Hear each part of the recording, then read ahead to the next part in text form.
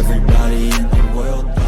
Hello everyone and welcome back into the GSMC Fantasy Sports Podcast, brought to you as always by the GSMC Sports Network. Now before we get into our second segment, I do want to remind you yet again that if you feel so inclined throughout this show's duration to contribute and interact a little bit more directly, consider making yourselves available to the Super Chat, Super Thanks, and Super Stickers features here on YouTube or our website, GSMCpodcast.net. You can either leave a tip or donation by clicking the Super Chat button here on YouTube, or just leave a question, comment, or concern if you so choose throughout the show's duration. Let me know that you appreciate the show, and I will read your opinion out loud. Let me know that I appreciate you and what you do for this show. It is greatly appreciated in advance, and just makes the show that much better. Without further ado, let's get into our second segment of the day, talking about the top sits of this second round of the fantasy playoffs. Now, a lot of people might be a little bit skeptical of some of these choices because they've truly performed above their expectations, some of these guys, or right where they were projected for most of the season. And I just feel like in certain moments, in high-stakes situations, certain people need guidance in terms of last-minute decisions. Maybe one area of their team is more loaded and stacked than others, while others need a little bit of work and analysis. So that's what I wanted to do here with this one. And so while a lot of people might be apprehensive to take heed to this list, it is one that I feel a lot of people might want to look at and analyze a little bit more closely based off matchups or based off how certain players have been performing, whether you've noticed an uptick in performance or a downward trend.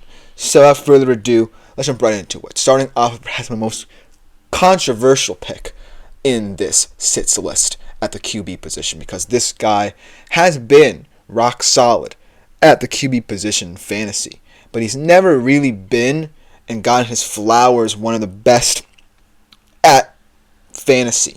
And so I feel like this guy in this moment might not be the most appealing option. This is outside of matchups, but also when I think about this matchup, it does strike me as a weird one, right? Because this Detroit Lions team has so many injuries that I'm not necessarily certain that this offense can consistently keep up with this depleted defense, should this defense start to show a little bit more crack like they did against Buffalo this past week. And going up against a Chicago team that, yes, seems to just want this season to end. Look out for Jared Goff to potentially slip up here. And I'm not saying to the degree that he's not, a highly regarded performer in this game. I still think production is going to play a key role in how people think about him. But I just feel like in this setting, his appeal might lose a little bit of luster, but also in this divisional matchup where the Lions are coming in so battered and beat up, I just feel like the Chicago team might want to play for a little bit more pride than you think. And so that's why I feel like Jared Goff might not have performance typical of what we've seen of him. As Tyler Sperry enters the chat, Patrick Taylor or Kendre Miller. I only know one of these players, unfortunately, my man Tyler, but welcome to the chat. I'm not sure who Patrick Taylor is. Maybe you were confusing two players. As I look up, he is the backup running back. Yes, I imagine that he would be a San Francisco 49er due to their lack of depth at the running back position because of the loss of not just Mason but Garendo. And then Kendre Miller of the New Orleans Saints. I do feel like, it's going to come down to the depth of your running back room and how you feel about these different running back situations. Because remember, Kendre Miller is mainly a bit part player in this offense because of what Alvin Kamara does, but he still gets a lot of red zone touches. Whereas Patrick Taylor is more of an unknown commodity, but because of the lack of depth behind him now in this 49ers running back room due to all these injuries, he's going to get the bulk of the carries. So I do feel like, as he does say, that Patrick Taylor is the starter. So thank you for reminding me. So I do feel like if you feel your running back room is deep enough to complement a guy like Kendre Miller, then pick Kendre Miller. But I do feel like if your running back room is your weak spot, then a guy like Patrick Taylor might be worth taking a risk on. So I don't know how that helps you out, but hopefully you make the decision in which you feel best complements your running back room. That being said, if I were someone who is just looking at this from a pure perspective, I do feel like Patrick Taylor is going to get a better opportunity than Kendre Miller, but Kendre Miller is going to get more valuable touches. So it really depends on the depth of your running back room. But thank you for your comments, as he also mentioned that Kamara is doubtful. That does put it in perspective, but I don't necessarily think Kendre Miller is one of those running backs who can carry the load like a Kamara can. I think he's going to be more of a ground and pound guy, whereas Patrick Taylor could be someone, because of this opportunity, that could see a lot more valuable touches and be a lot more involved with the 49ers do as they play out this season.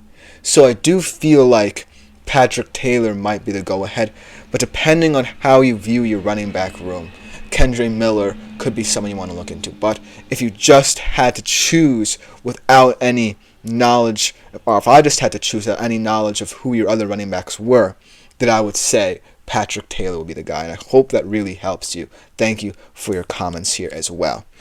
But getting actually into the running back position for my top sits of the week is someone who I think might fall to the wayside should my top tight end perform to his standard again, and it's James Conner.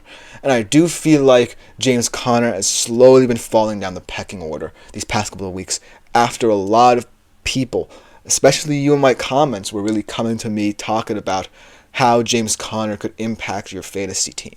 And I feel like this Panthers defense, yes, isn't necessarily known for their run defense, but it's sneakily getting better. And I do feel like they're going to want to key in on stopping the run, which will allow, like I said, Trey McBride to get going, but really hinder the best of what James Conner can do in this offense. So that's why I feel James Conner is not going to be as hot a commodity as he once was for this Cardinals team.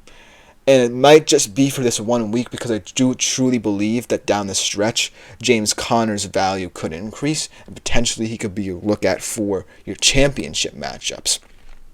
So I do feel like there are certain aspects of James Conner that might not truly eliminate him from contention for these high-stakes games, but for this matchup here, if I truly believe that the Cardinals are going to get back to trying to get the best out of their receiving options, especially a guy like Trey McBride in this one, then I do feel that James Conner is not going to be in the spotlight for most of this one. So I do believe he's going to have to take a seat.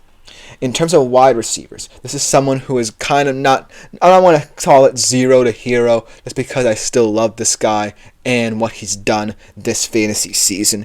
But in this matchup, it's going to be really, really tough one for him for what the Eagles are going to throw at him. So Terry McLaurin, I don't necessarily like this week, and for any potential fantasy owners who might be making last-minute decisions about him.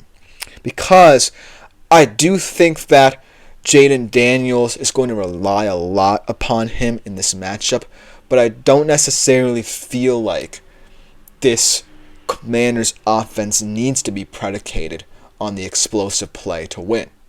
And so that's why I feel like, even though I think the Commanders have a better shot of winning than they did a couple weeks ago against Philly, I do think that it's going to have to come down to Jaden Daniels' decision-making in short to intermediate areas of the field, and also that run game, which we know can be potent at any given time. I really love that rushing attack for the Commanders. And if Terry McLaurin doesn't get going, then I do feel like there's a lot of value potentially in that group for these pivotal playoff matchups. So look for Terry McLaurin to potentially, just for this week, kind of lose his luster a little bit because of what the Eagles can throw at him in terms of multiplicity and coverages and who he's lining up against time after time and rep after rep. So that's why I feel like Terry McLaurin is not necessarily going to be a popular commodity, at least for this matchup. But down the stretch, I still think he has a lot of value as a pivotal fantasy receiver, especially considering championship level matchup, because that's where the stakes get high and you don't necessarily want to mess that up. Then the tight end position, this is an unusual one as well. I do still think this guy in a championship setting could be a tight end 1 or potential flex option, but I just look at this matchup and think that I feel Sam Darnold's going to rely a lot more on both Jefferson and Addison than TJ Hawkinson against the Seattle defense. Because look at the Seattle defense. I do believe their strength is in their linebackers. As a Seattle fan myself, I do believe that ever since the Arizona game, these linebackers have been better in coverage. Ever since they brought in Ernest Jones IV as kind of the leader of that group, they really have keyed in on tight ends and really limiting what tight ends can do. I don't necessarily know off the top of my head any stats that corroborate my story, but I do feel like what I've seen out of the Seattle defense ever since the bye to now, going into this very pivotal matchup for them, mind you, is the fact that they really key in on narrowing the middle of the field and making it tough for guys like TJ Hawkinson to get going. And this is not an indictment of him, because he is a very unique tight end in that he really likes to extend routes, really likes to get to the outside, really likes to work on the perimeters and outside the numbers. But I do feel like the Seattle linebackers have really been the bright spot in this defensive turnaround for them. And I do think they'll do a good job of limiting him. Not to mention that Justin Jefferson and Jordan Addison are still going to get their production as well in this matchup. So look for that to really impact what TJ Hawkinson does, potentially in a negative manner. And last but not least, the defense and special teams unit that is pretty obvious that might have to take a seat is the Browns. Talk about a defense that has really gone from hero to zero from last year to this year. And going up against the Bengals offense that is one of the most high-powered in the NFL, and their defense is starting to complement very well. This could be a rough day for a Browns team that actually had so much hope since the insertion of Jameis Winston to now, where they're convinced they have to start DTR to get any offensive production. I feel like this Browns team is just slowly losing its fantasy luster.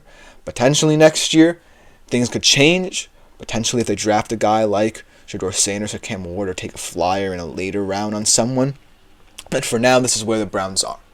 And it's not a place we thought they would be at the start of the year. But let me know what you think about my sits, because all of them could be controversial to some, could make sense to many. But ultimately, it's what I thought of for these high-stakes playoff matchups and the decisions you have to make. But coming up next, we pivot a little bit to the college football world.